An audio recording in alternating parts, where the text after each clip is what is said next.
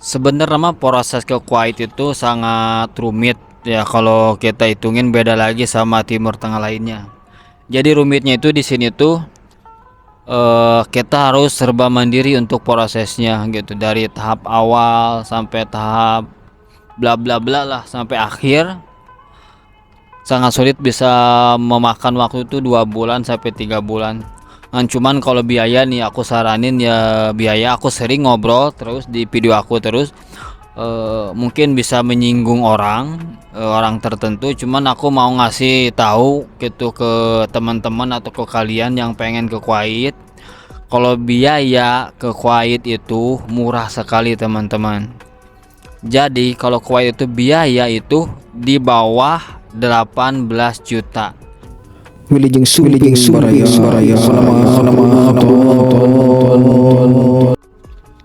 Halo Baraya, hari ini di hari Jumat. Nah, gua mau kasih tahu ke kalian tentang sekolah yang gua alami selama di Kuwait ini. Jadi kalau teman-teman, kalau misalkan di Kuwait ini kan otomatis ada peraturan dari ini masih lingkungan pekerjaan ya. Jadi ini lagi ngebahas lingkungan pekerjaan.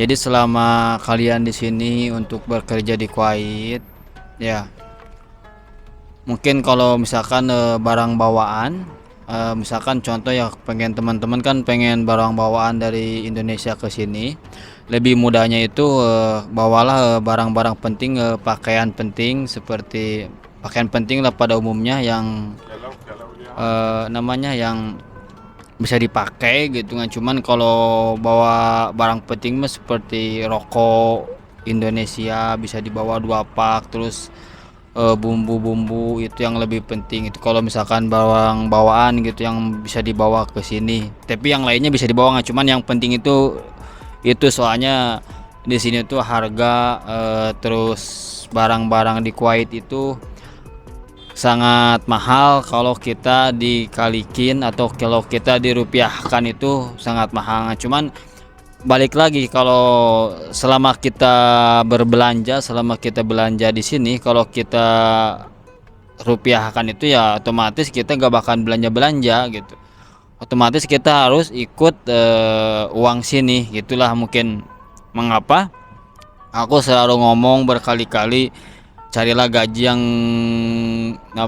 di atas 150 atau di atas 200, karena biaya hidup di sini itu mahal. Yang pertama, terus gaya hidup di sini tuh elit gitu, jadi perbedaannya juga sangat signifikan gitu kalau kita dikaliin sama rupiah itu. Tapi di sisi lain aku juga gak mau ngejelekin uang kita. Cuman di sini kalau kita pakai dinar kan otomatis mahal juga gitulah. Nah teman-teman, sebelum ngebahas itu, jadi di Kuwait ini tuh enaknya tuh kalau kalian kesini tuh pas musim dingin. Karena mengapa? Musim dingin di sini tuh udaranya sejuk. Terus kalau kita keluar atau kalau kita main di luar, enak banget kalau di musim dingin itu. Terus yang terutama di sini tuh kalau di musim dingin di Kuwait itu banyak hari libur. Nah, apa sih hari libur ini? Jadi kalau kalian kerja di Kuwait pas kebenaran itu pas bulan Desember, Januari, Februari, Maret, April sampai Mei, itu tuh hari liburnya banyak gitu di bulan-bulan itu. Mengapa? Karena kalau kita kerja di hari libur, otomatis gaji kita tuh akan dikali 2 lipat. Misalkan contoh nih ya, misalkan gaji kita tuh per hari itu 10 dinar, misalkan per hari 10 dinar, otomatis kalau kita masuk di hari libur di Kuwait itu gaji kita bisa 18 dinar, 17 dinar. Itulah yang bisa kita dapatkan di sini tuh, enakannya tuh begitu. Sebenarnya mah proses ke Kuwait itu sangat rumit ya kalau kita hitungin beda lagi sama Timur Tengah lainnya. Jadi rumitnya itu di sini tuh kita harus serba mandiri untuk prosesnya gitu, dari tahap awal sampai tahap bla bla bla lah sampai akhir. Sangat sulit, bisa memakan waktu itu 2 bulan sampai 3 bulan. Cuman kalau biaya nih aku saranin ya, biaya aku sering ngobrol terus di video aku terus, mungkin bisa menyinggung orang tertentu, cuman aku mau ngasih tahu gitu ke teman-teman atau ke kalian yang pengen ke Kuwait. Kalau biaya ke Kuwait itu murah sekali teman-teman. Jadi kalau Kuwait itu biaya itu di bawah 18 juta atau di bawah 20 juta. Nah teman-teman, kalau ada biaya ke Kuwait di atas 18 juta atau di atas 20 juta itu tuh terlalu mahal. Terus yang lainnya, itu tuh carilah agensi atau carilah penyalur pekerjaan.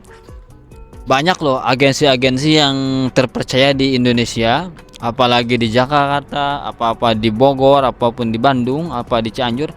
Banyak banget agensi Indonesia yang terpercaya.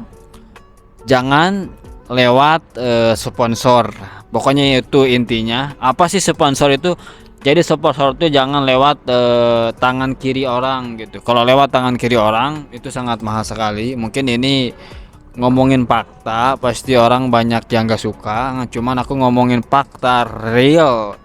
Biaya ke Kuwait itu di bawah 18 juta. Mau kerja sektor apapun, pasti di bawah 18 juta. Terkecuali kerja di kepemerintahan Kuwait. Karena mengapa?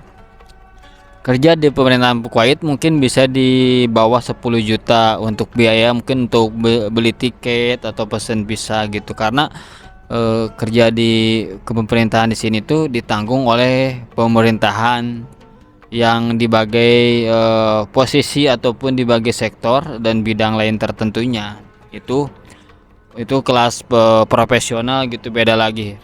Jadi aku ini lagi ngebahas tentang kerja standar aja lah, kerja umumnya pada kitanya gitu ya, kerja standar yang bisa kita lakukan gitu.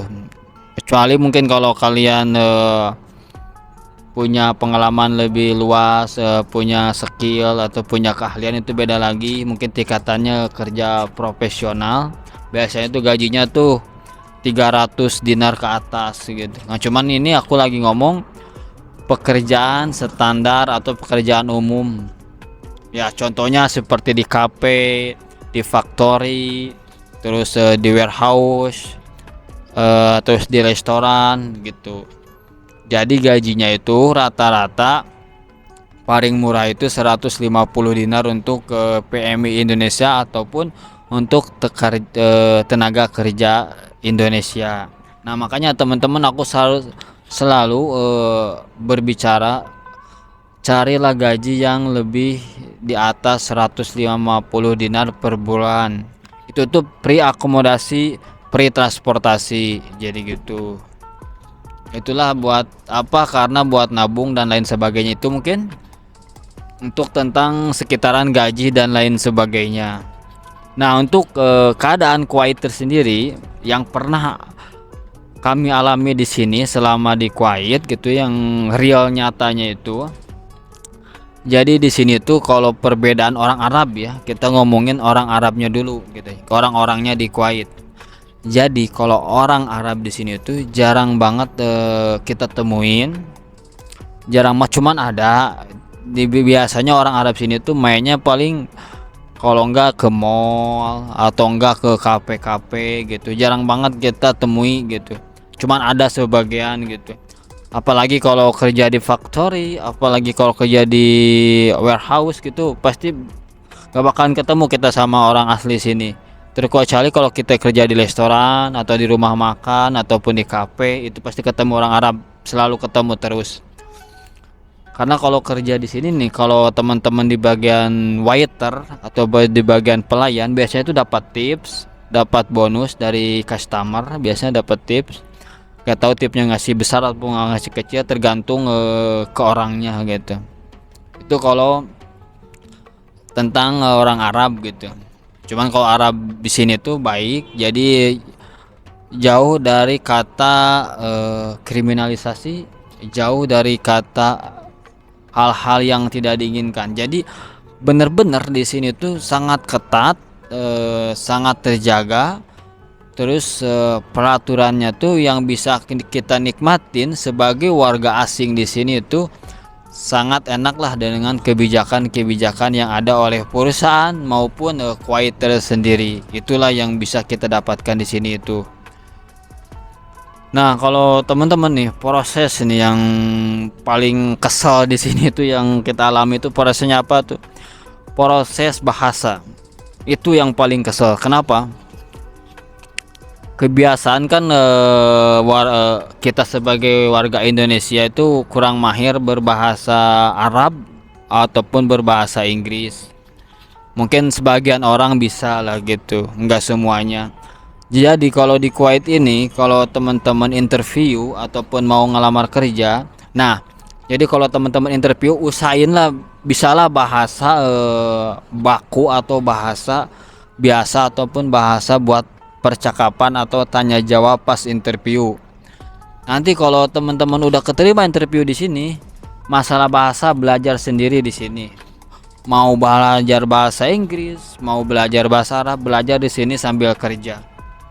Gitu. Paling belajar bahasa sih 6 bulan atau 3 bulan kita udah lancar loh kalau kita tekun, kalau kita belajar yakin gitu. Jadi jangan pernah takut ke Kuwait itu, wah kita nih aku ini kekurangan bahasa, gue ini kekurangan bahasa gitu. Jangan pernah takut. Yang penting interview lulus, itu aja. Interview kalian lulus, masalah bahasa belajar di sini sambil kerja.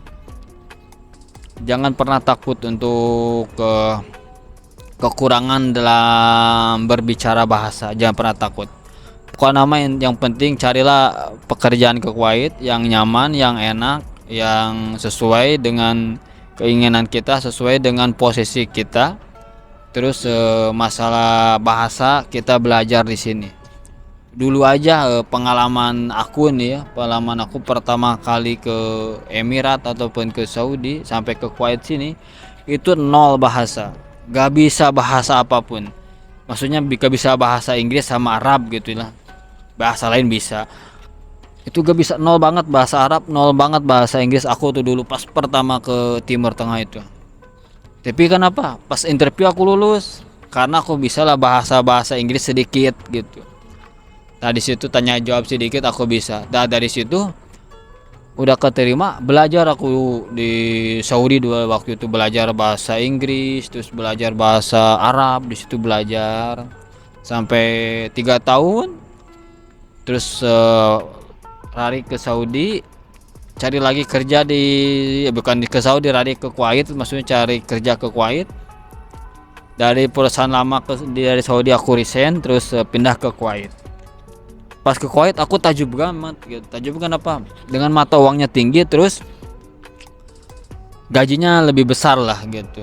Nah terus yang lainnya tuh kayak balang elektronik itu mahal, balang elektronik itu di sini murah gitu.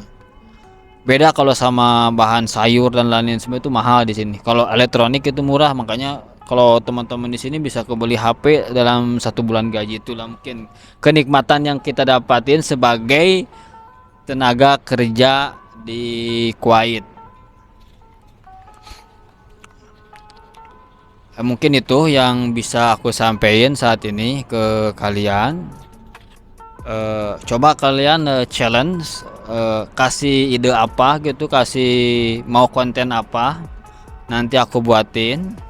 Tapi aku ada rencana mungkin mau konten keliling-keliling gitu di daerah-daerah Kuwait. Semoga aja itu berhasil project yang nanti aku jalanin. Itu cuman ngasih edukasi sedikit aja. Nah aku minta challenge ke kalian, bikin konten apa aja sih yang menarik di Kuwait gitu, biar nanti aku bikinin konten buat kalian ataupun buat diri aku sendiri buat pengalaman.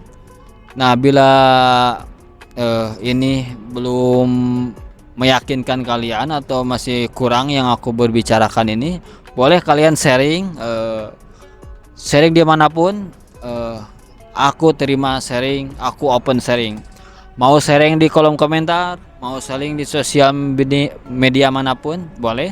Linknya ada di bio YouTube. Nah, teman-teman carilah link sosial media di bio YouTube, di situ mau sharing dimanapun, aku terbuka.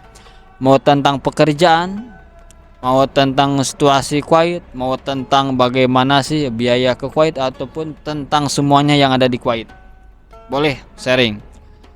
Jadi di sini konten aku ingin membantu teman-teman yang mau kerja ke Kuwait, apapun mau traveling ke Kuwait, biar aku bisa ngedukasi sekaligus aku biar belajar tata cara untuk di Kuwait ke kalian dan mengasih tahu ke kalian.